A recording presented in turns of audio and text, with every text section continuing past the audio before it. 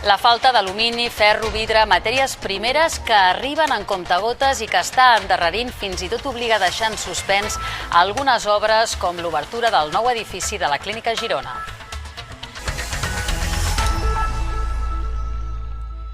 La falta de matèries primeres per problemes i endarreriments en el transport afecta de ple sectors com la metal·lúrgia i la construcció. No només s'han endarrerit o aturat projectes, sinó que també han pujat els costos de producció.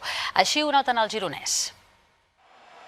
En aquesta empresa fabriquen molls de càrrega, taules elevadores i maquinària per a la indústria alimentària.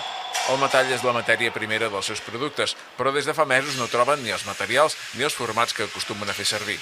La falta de bastiment és un problema global que està endarrerint els seus períodes d'entrega fins a 3 o 4 mesos.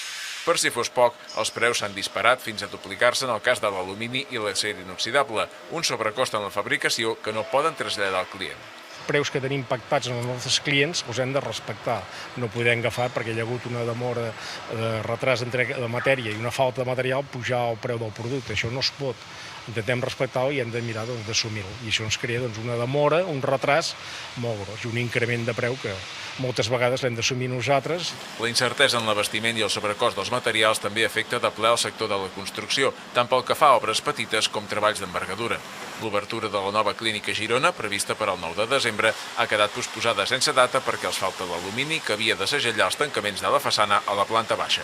És on hi ha els ascensors, les escales mecàniques, és la distribució de tot l'edifici. És ben bé només el subministrament d'alumini, el més està tot aquí, vull dir, per dintre està pràcticament tot acabat. Quan una empresa agafa un compromís d'una compra de material, moltes vegades ja fa un pagament per avançat per tenir-lo. Malauradament els pressupostos se'n van pels aires, no surten. O sigui, si l'empresa que vol complir amb les licitacions que té molts de números, moltes probabilitats d'haver de tancar o d'anar malament durant molt de temps.